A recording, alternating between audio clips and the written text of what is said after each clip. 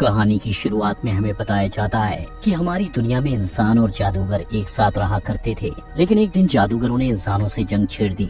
इस जंग में जादूगरों ने अपने बहुत से जादुई जीव और दानवों को युद्ध में उतार दिया, जिसकी वजह से इंसान बहुत ही आसानी से मारे जाने लगे। जादूगरों के राजा ने जब सभी इंसानी राजाओं को हरा दिया तो उसका सामना किंग यूथर नाम के एक राजा से हुआ। किंग यूथर के पास एक्सकैलिबर नाम की एक जादुई तलवार थी, जिसकी मदद से उन्होंने जादूगरों के राजा को बहुत ही आसानी से हरा दिया और जादूगरों के हारते ही दुनिया में एक बार फिर से शांति कायम हो गई। हालांकि इस युद्ध की वजह से किंग यूथर की सेना बहुत ही ज्यादा कमजोर हो चुकी थी और अब तक उनके बहुत से सैनिक भी मारे जा चुके थे। इस मौके का फायदा उठाकर किंग यूथर का भाई नेम्ड वॉर्टिजर्न अपनी सेना लेकर वहां आ जाता है। दरअसल वॉर्टिजर्न कैसे भी करके अपने भाई का राज्य हड़पना चाहता था ताकि वो खुद उसकी जगह राजा बन सके, पर उसे अच्छे से पता था कि जब तक उसके भाई यानी यूथर के पास जादुई तलवार है तब तक वो उसका कुछ भी नहीं बिगाड़ सकता। इसलिए वॉर्टिजर्न शैतान से एक डील करता है। इस डील के चलते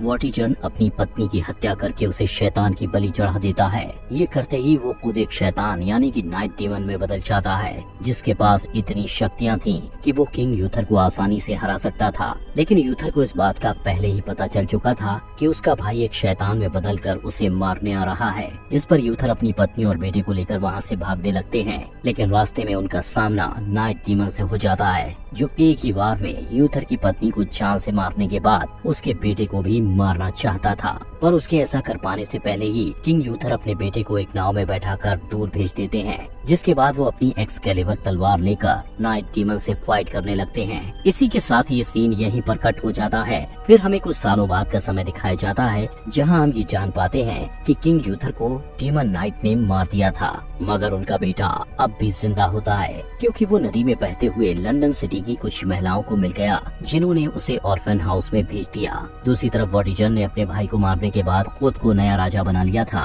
और उसके राज्य के लोग उससे बहुत ज्यादा डरा करते थे, क्योंकि वॉर्टिजर्न एक बुरा राजा था। वहीं उसने उस टावर का रिकंस्ट्रक्शन भी शुरू करवा दिया होता है, जिसकी मदद से जादूगरों के राजा को शक्तियां मिला करती थी, जिसका मतलब साफ है कि अगर ये टावर बन के तैयार हो गया तो जादूगरों को उनकी शक्तियां वापस मिल जाएंगी और ऐसा होते ही इंसानों और जादूगरों के बीच फिर से युद्ध शुरू हो सकता है। लेकिन वॉर्टिजर्न को इस बात का कोई डर नहीं होता कि इंसानों और जादूगरों में दोबारा से जंग शुरू हो सकती है, क्योंकि वो खुद भी जादूगरों के साथ काफी सालों तक रहा था, इसलिए उसे भी छोटा मोटा जादू करना आता था। वॉर्टिजर्न उस टावर को दोबारा बनवाकर उसकी जादुई शक्तियों को हासिल करके दुनिया का सबसे शक्तिशाली इंसान बनने का सपना देख रहा होता है। इधर लंदन सिटी में किंग यूथर का बेटा आर्थर, जो बचपन से ही गलत संगत में फंस गया था, वो छोटी मोटी चोरियां करके अपना गुजारा किया करता, लेकिन उसके दिल में कहीं न कहीं इंसानियत बाकी होती है, इसलिए वो चोरी के पैसों से गरीबों की मदद भी किया करता। इसी तरह 20 साल बीत जाते हैं और अब आर्थर भी बड़ा हो चुका होता है, जबकि दूसरी तरफ वॉर्टिजर्न का डार्क टावर भी ऑलमोस्ट बनने ही वाला था।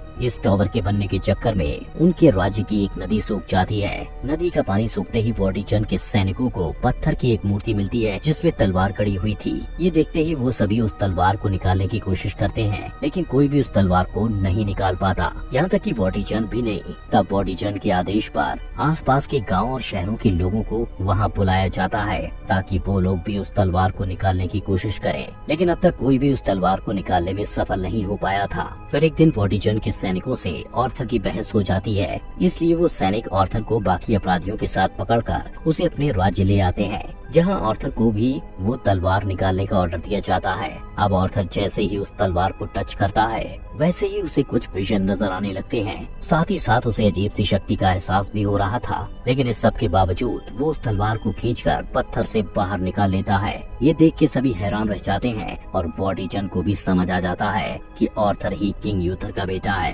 क्योंकि वो तलवार कोई आम तलवार नहीं बल्कि किंग यूथर की एक्सकैलिबर तलवार होती है, जिससे यूथर ने पिछले युद्ध में जादूगरों के राजा को हराया था। हालांकि तलवार की शक्तियों के कारण आर्थर बेहोश हो जाता है और वॉर्टिजर्न के साथ राज्य के लोगों को भी पता चल जाता है कि आर्थर ही यूथर का बेटा है। अब इससे पहले कि राज्य के लोग वॉर्टिजर्न के खिलाफ बगावत कर पाते, वो आर्थर को जेल में डलवा देता है। लेकिन इसके बाद भी राज्य के लोग बगावत कर देते हैं, क्योंकि उनका असली राजा यानी यूथर का बेटा आर्थर वापस आ चुका था। इस पर वॉर्टिजर्न जेल में आर्थर से मिलने जाता है, जहाँ वो आर्थर से कहता है कि मैं कल तुम्हें सबके सामने उस तलवार को उठाने के लिए कहूँगा दूंगा, लेकिन तुम उस तलवार को मत उठाना। अगर तुमने मेरी बात नहीं मानी तो मैं जेल में कैद तुम्हारे बाकी साथियों को जान से मरवा दूंगा। फिर अगले दिन आर्थर से कहा जाता है कि वो उस तलवार को उठाकर उसकी शक्तियों का प्रयोग करे, लेकिन आर्थर ऐसा नहीं करता क्योंकि उसे अपने दोस्तों को बचाना था। इस पर वॉर्टिजन अपने राज्य के लोगों से कहता है कि आर्थर एक बहरूपिया है और ऐसा कह के वो उसे मौत की सजा सुना देता है। अब इससे पहले कि आर्थर को मौत की सजा दी जाती, वहाँ मैग नाम की एक जादूगरनी जिसके अंदर जानवरों को कंट्रोल करने की शक्तियाँ होती हैं, वो काफी सारे जानवरों को कंट्रोल करके वॉर्टिजन के सैनिकों पर हमला करवा देती है।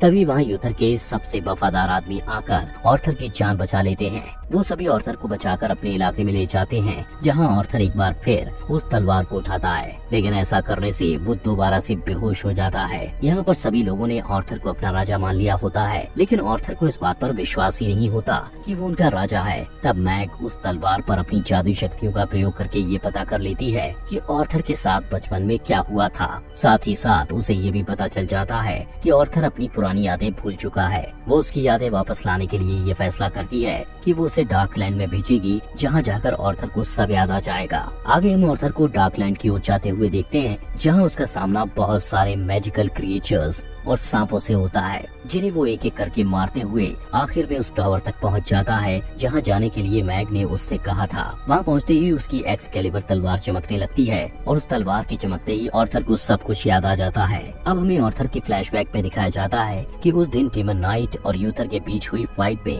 डेमन नाइट भारी पड़ रहा था, लेकिन यूथर ने अपनी एक्सकैलिबर तलवार को हवा में उछालकर खुद उसके नीचे आ गया, जिससे वो तलवार यूथर की पीठ में जा लगी और वो पत्थर की मूर्ति में बदलकर पानी में जा गिरा। दरअसल यूथर ने तलवार की शक्तियों से खुद को पत्थर में इसलिए बदला ताकि वो तलवार डेमन नाइट को न मिल सके, और इस पूरी घटना को छोटा आर्थर एक नाव में बैठकर देख रहा था। इसी के साथ आर्थर का फ्लैशबैक खत्म होता है और हम प्रेजेंट टाइमलाइन में आर्थर के हाथों में उस तलवार को देखते हैं। अब नेक्स्ट सीन में मैग और आर्थर जब वापस आ रहे होते हैं तो मैग आर्थर से बताती है कि जादूगर और इंसान हमेशा से साथ रहा करते थे, लेकिन तुम्हारे पिता के भाई यानी वॉर्टिजन ने जादूगरों के राजा को इंसानों के खिलाफ भड़काकर युद्ध शुरू करवा दिया, क्योंकि वॉर्टिजन खुद अपने भाई की जगह राजा बन सके। तब जादूगरों के राजा ने उस टावर की शक्तियों को अनलॉक करके इंसानों के खिलाफ हुए सभी युद्ध को जीत लिया, लेकिन आखिर में किंग यूथर ने उस जादूगर को हरा के उसके डार्क टावर को ही नष्ट कर दिया, क्योंकि उसकी काली शक्तियाँ उसी डार्क टावर से आती थी।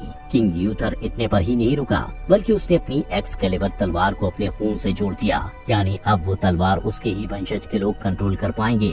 जैसे किंग यूथर के बाद आर्थर ही उस तलवार को इस्तेमाल कर पाएगा और उसके बाद आर्थर का बेटा।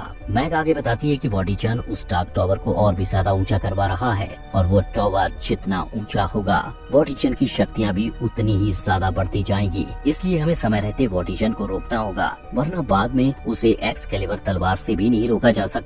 जिसके बाद आर्थर और उसके साथी ब्रिटेन देश के एक पावरफुल फैमिली के लोगों से मिलते हैं, जिनके पास बहुत सारे पैसे, हथियार और एक मजबूत आर्मी भी थी। आर्थर उन्हें समझाता है कि वो राजा बनने के योग्य है, क्योंकि वो किंग यूथर का बेटा है, जो इस राज्य का असली वारिस है। ये सुन के वो परिवार भी आर्थर का साथ देने के लिए तैयार हो जाता है, और अब उनका सबसे पहला मिशन डार्क टावर को कंप्लीट होने से रोकना है, जिसके लिए वो लोग एक शिप को पूरी तरह से बर्बाद कर देते हैं, क्योंकि उसी शिप में डार्क टावर को बनाने का रॉ मटेरियल ले जाया जा रहा था। वो लोग इतने पर ही नहीं रुकते, बल्कि वो लोग वॉर्टिजन के कैस्टल में भी आग लगाने के बाद वॉर्टिजन को मारने की प्लानिंग में लग जाते हैं। लेकिन वॉर्टिजन को उनके प्लान का पता चल जाता है, इसलिए वो अपना एक बहरूपिया तैयार करता है, जिसे आर्थर का एक साथी तीर चलाकर जान से मार देता है। अब उसके मरते ही वॉर्टिजन के सैनिकों को आर्थर के साथियों की लोकेशन पता चल जाती है कि आखिर वो लोग कहाँ छुपे हैं, जिसके बाद वो लोग मैग को भी पकड़ लेते हैं। आर्थर अपने साथियों को मुसीबत में फंसा दे अपनी एक्सकैलिबर तलवार को उठा लेता है, और फिर वो उसके एक ही वार से वॉर्टिजन के सभी सैनिकों को मार गिराता है।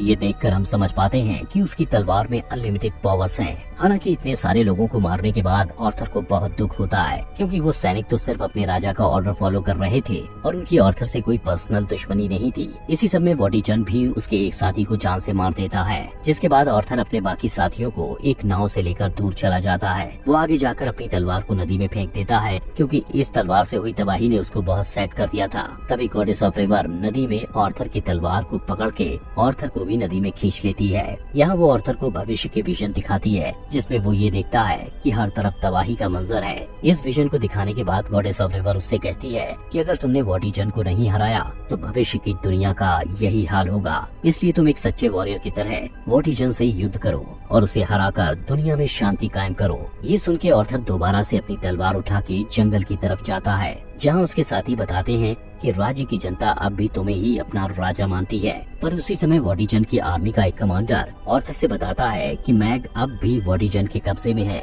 जिसे छोड़ने के बदले वॉटिजन ने तुम्हारी तलवार मांगी है। तब ऑर्थर मैग को बचाने के लिए अपनी एक्सकैलिबर तलवार वॉटिजन के कमांडर को दे देता है, जिस पर मैग को छोड़ दिया जाता है। इसलिए अब मैग वापस आते ही ऑर्थर के ऊपर एक प्रोटेक्टिव स्पेल करती है, ताकि मैग के द्वारा कंट्रोल किए हुए एनिमल्स उसे कोई नुकसान न पहुँचाएं। जिसके बाद ऑर्थर वॉटिजन के कैसल में उसका सामना करने जाता है, जहाँ वॉटिजन को पूरा भरोसा था कि वो अपनी तलवार के बिना उसका कुछ नहीं बिगाड़ सकता। उल्टा वो ऑर्थर को उसकी ही तलवार से मारने की कोशिश करता है। पर उसी समय मैग अपने जानवरों, पक्षियों और विशालकाय सांपों को कैसल में भेज देती है, जो वहाँ जाते ही वॉटिजन पर हमला कर देते हैं। तब वॉटिजन एक्सकैलिबर तलवार से एक सांप के ऊपर वार करता है, जिससे वो तलवार एक पिलर में फंस जाती है और अब उस तलवार को सिर्फ ऑर्थर ही निकाल सकता था। वहीं दूसरी तरफ मैग के विशालकाय सांप और ऑर्थर के बाकी साथी कैसल में हर तरफ तबाही मचा रहे थे। ये देखकर वॉटिजन समझ जाता है कि वो उनका सामना नहीं कर सकता, इसलिए वो पिछली बार की तरह केव में जाकर दोबारा से डीमन नाइट में बदल जाता है। इसके कुछ देर बाद ऑर्थर भी एक्सकैलिबर तलवार को पिलर से निकाल के और वॉटिजन के साथियों को मारते हुए आखिर में डीमन नाइट से फाइट करने लगता है। इस फाइट में डीमन नाइट, जो ऑर्थर पर भारी पड़ रहा था, वो उससे कहता है कि may the sword belongs to me, और यही बात उसने अपने भाई यूथर से भी कही थी। ये सुन के ऑर्थर को बहुत ज्यादा गुस्सा आता है और वो गुस्से में डीमन नाइट पर एक के बाद एक कई वार करता है, लेकिन वो अभी डीमन नाइट को नहीं हरा पाता। तब उसे समझ आता है कि अगर वो इस तलवार की शक्तियों का फुल पोटेंशियल में यूज करना चाहता है तो उसे शांत रहना होगा। फिर वो अपने गुस्से को शांत करके डीमन नाइट पर वार करता है, जिससे आखिरकार वो उसे मारकर उसके असली फॉर्म यानी वॉटिजन के रूप में ले आता है। यहाँ घायल होने की वजह से वॉटिजन मारा जाता है। वॉटिजन के मरते ही डार्क टावर भी डिस्ट्रॉय हो जाता है, यानी अब उनके राज्य में फिर से शांति लौट आई है। इस कहानी के लास्ट सीन में हमें दिखाया जाता है कि ऑर्थर को उस राज्य का राजा बना दिया है, और इसी के साथ ये कहानी यहीं एंड हो जाती है।